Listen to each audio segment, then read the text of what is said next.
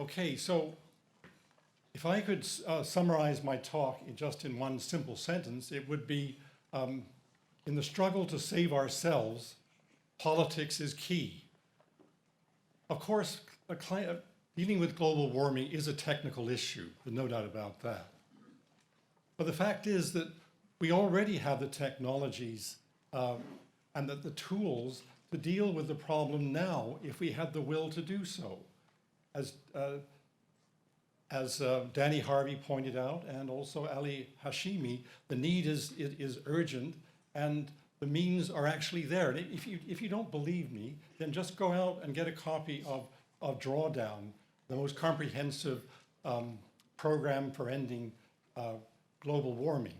There are 100 solutions in that book, which were put together by about 200 scientists, and if you implemented those, we would deal with the problem. We'd have a net zero economy by 2050. So the problem is not that we don't know what to do. The problem is that we know what to do, but we don't do it. And of course, the reason we don't do it is politics. If you ask the question, how do we get it done, then you're dealing with a political issue. And therefore, that's really what I wanted to focus on in a more formal presentation. But now I'll just touch on a few points and not to repeat what other people have already said. Now, I think that all of us here agree with the proposition that we can't just wait for government or business or technology to solve the problem. We have to generate a mass movement of social and environmental groups to make demands from below.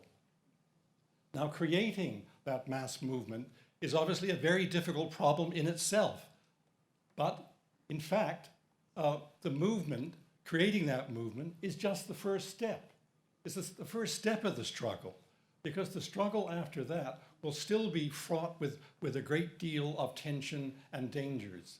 Of course, it is not the case, even in liberal democracy, that because there's mass demand for policy changes, even if backed by civil disobedience, that the government will comply with those demands. Because for two obvious reasons I want to spend a little bit of time on. Now, the first has been alluded to by various people, and I won't say very much about it. The first problem is that, to tackle climate change at this point requires radical changes.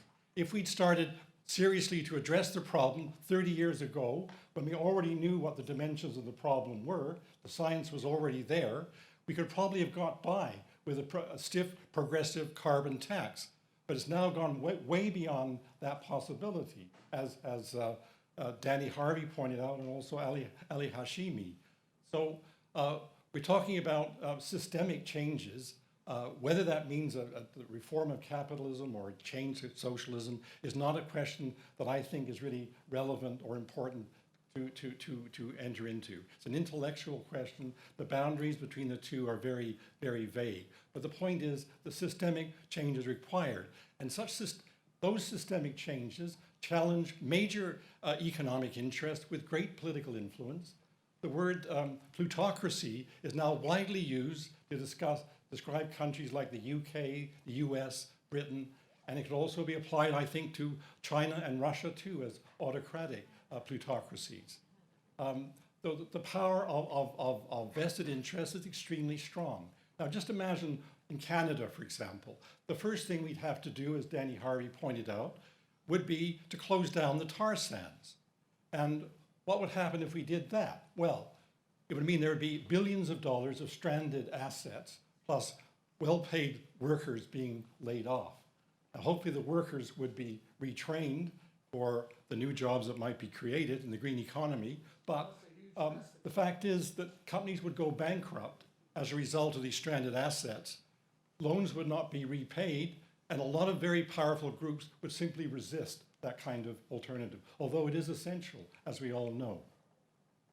A second thing to ponder is the food process, the food system, how we get our food, industrial farming, industrial fishing that strips the earth of its nutrients, that strips the earth of carbon that should actually be absorbed into plants and the soil, and is naturally so.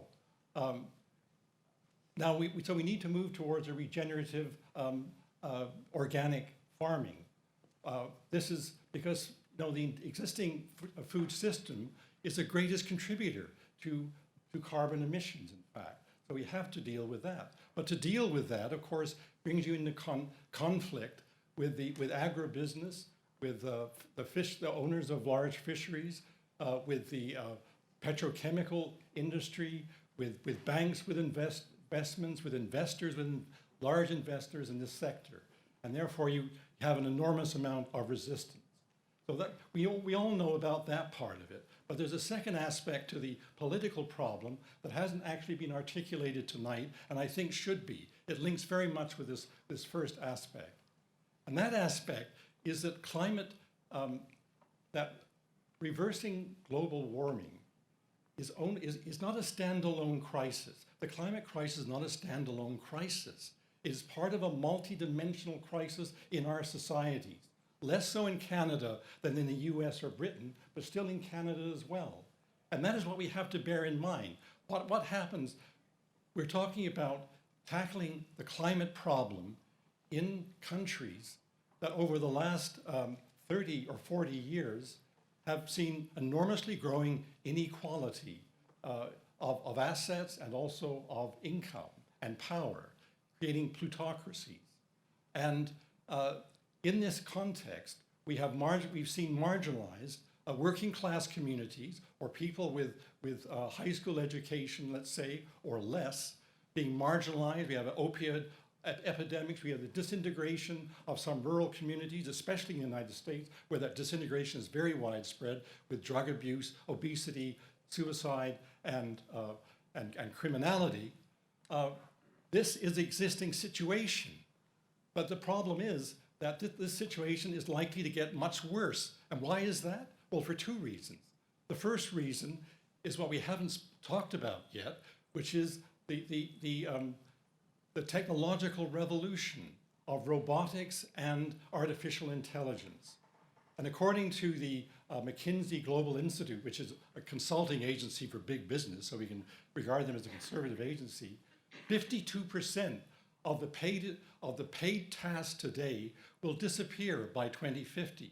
And even in the next decade, by 2030, on a global basis, 14% of employment will be replaced by robotics and computers.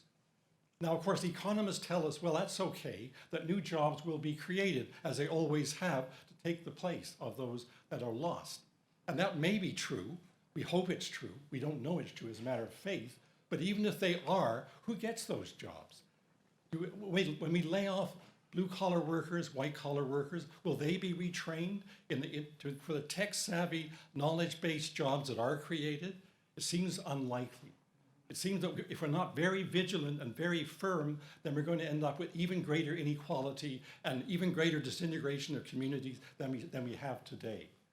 And I mean, robotics and artificial intelligence can create an egalitarian society in which people share the work and live a good life within ecological limits. That could happen.